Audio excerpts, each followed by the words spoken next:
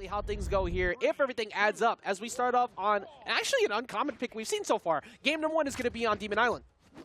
Have we seen this map at all today? I don't think we've seen, at least us, I don't think we've seen it yet, which is... Oh, we definitely have not seen it. I just mean, like, in general in the tournament, I don't remember seeing it either. And we're seeing some more unconventional picks. We have 2 Dianas on the screen. I overlooked that It's entirely. rare to see 1, and it's almost unheard of to see 2. Yeah, so 2 Diana players running up against one another in the bracket. We have 3 players that are kind of all around one another. We have like a PR20, a PR23, and a PR19. And then Sarme coming in at PR6. There is so much bow on this screen right now. Scyotic as well. Yeah, all of the lance, axe, and spear play we've been seeing today. And now we're seeing triple bow here in the other side. So maybe they've got something planned out. But right now, Sarme going to go ahead and close that out there right off the side.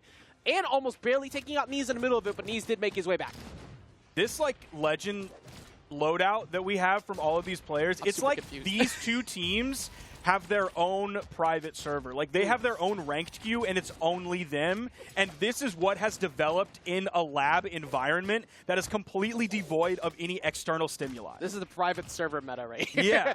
Yeah. Away from everything else. Well, so is Scyotic, who's currently away from everyone. Does get back on, uses that nair to make sure he covers any aggressive plays, because you do have minimal room to work with here, of course, on those sides, and you need to make sure you keep yourself covered. Neeze, however, is going to get an amazing job over on the left, catching him with that nair and sealing the deal. And Seijaru already on his last stock. Yeah, Sarme and Neeze are in a really good spot here. Sarme is taking some damage. I believe he just turned red, but he is on the Amethyst pick, so he does have plenty of defense. And, of course, we're on the Demon Island, which means if you want to take off the top, or especially at that with 3 bows in the game, you're taking out at 45-degree angles with D-Light into the recovery. It's going to take a lot of juice before you're finally taking out your opponent, especially if they have high defense. Meanwhile, Sarme has been cruising with getting a lot of lower blast zone knockouts so far and getting a team combo right there. That's not going to be enough to finish him out, but that does allow them to not only get a weapon, but get a double up on onto Scyotic, and Seijaru still falls immediately after by a reactionary side air, and they have it 2v1. Okay, Neeze, I see you there with the D-Light side light into the turnaround neutral light, thinking his teammate's going to mix him up, but then Scyotic comes out completely solos. Neeze gets that stock. Scyotic now in the orange. He's going to have to face both members of the blue team. D-Light ground pound, Neeze going down. Sarme picks up the weapon. It's just an onslaught. He has to face one opponent, and then they throw their weapon away. They disengage, go back to the main platform. The other person comes in, throws out a move, throws their weapon. Then the first person comes back in who just picked up a weapon off of the main stage. It's just this back and forth, this ebb and flow. That's the worst minigame of dodgeball you can ever have, because you only have a small amount of space you can move, and you can't reset on that on the top platform, like you said, because the weapon tosses are making you go down. And the whole win condition for Scyotic there is, okay, hopefully I could get a ground pound or something and catch you slipping. But they made sure that they never did it. That was the one time that they went all the way out, but they knew that the game was over, so there's no fear in that spot. Still, this team lineup is throwing me off so much, but still so much damage done on the blue team. And we're going to run it right back. No changes. Actually, I think we see no changes. But instantly running it right back to the same stage. Seijaru coming in with this Val pick. Scyotic coming in with the Koji pick. Of course, Neeze's Diana and Sarme's Amethyst, which is the Zol crossover coming into play. And we are seeing Demon Island yet again. Apparently not afraid of those tiny sidewalls, even though Scyotic was stuck over there. Like seeing Neeze and then seeing Sarme and then seeing Neeze come back and be like, how many people you got? Don't go to the stage. Just don't do it. Just stop going here. Just stop. Now, I do get the idea of going to Val here, because how many times do we see the moment that Demon Island is picked, especially in one, you can see Val find her way in, especially coverage with the signatures on the side. However, Sarme has been a monster here. Neeze has been an absolute monster to start things off. That's going to be a stock loss right there, and they get the first two once again. Yeah, if you look at the way... Oh my God! The timing on that! The timing from Neeze to queue up that Blaster's recovery at the perfect time and the perfect position.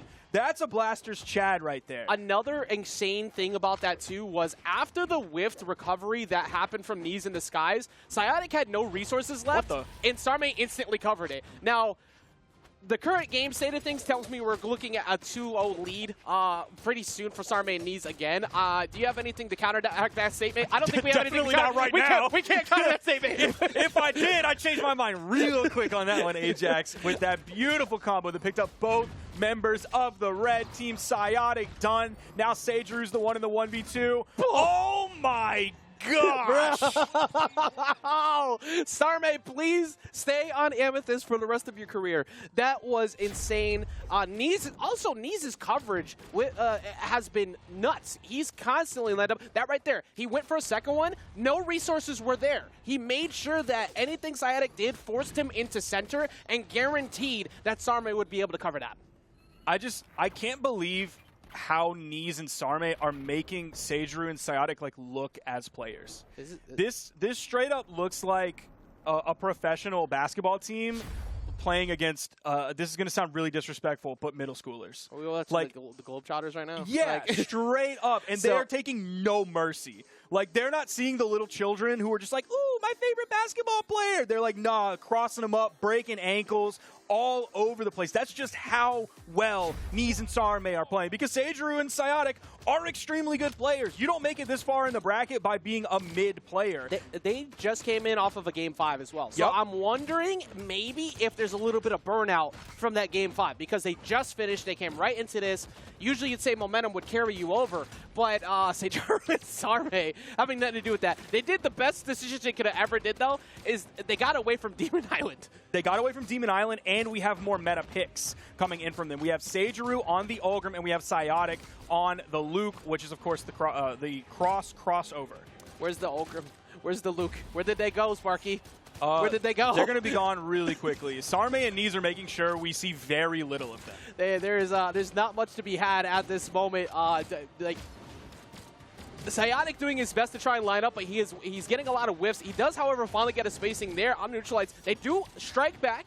Okay, wait a minute. Actually, that strike back was a lot quicker than normal. Usually they've been taking a lot more damage, and Neeze already getting close to the red too, so it's not looking as bad as before. Seijaru, what are you doing? He waited like a long time to punish Neeze, and then he also went for a sidelight side air as the punish, which the dodge came out from Neeze to get through that one. Scyotic sent on the final stocks. This is all of a sudden really started to fall apart for the red team. It was looking a little bit better compared to the previous games, but really starting to fall apart here. Seijaru going to be charging up that recovery. Sarme just waited for the weapon toss. I love that he went back onto the platform in case they needed to put out pressure onto Scyotic, but then Sarme was ready to move over to throw that weapon toss out and then go back to the main platform. There's a specific moment where this all crumbled too. Seijaru tried to get a really early play onto Sarme, who was not going to fall when he went for it unless he got the ground pound. Then Neeze was able to jump Scyotic for free, and then after that, everything has fallen apart. What was a closer game has now equaled what is probably going to be a 3-0 finish,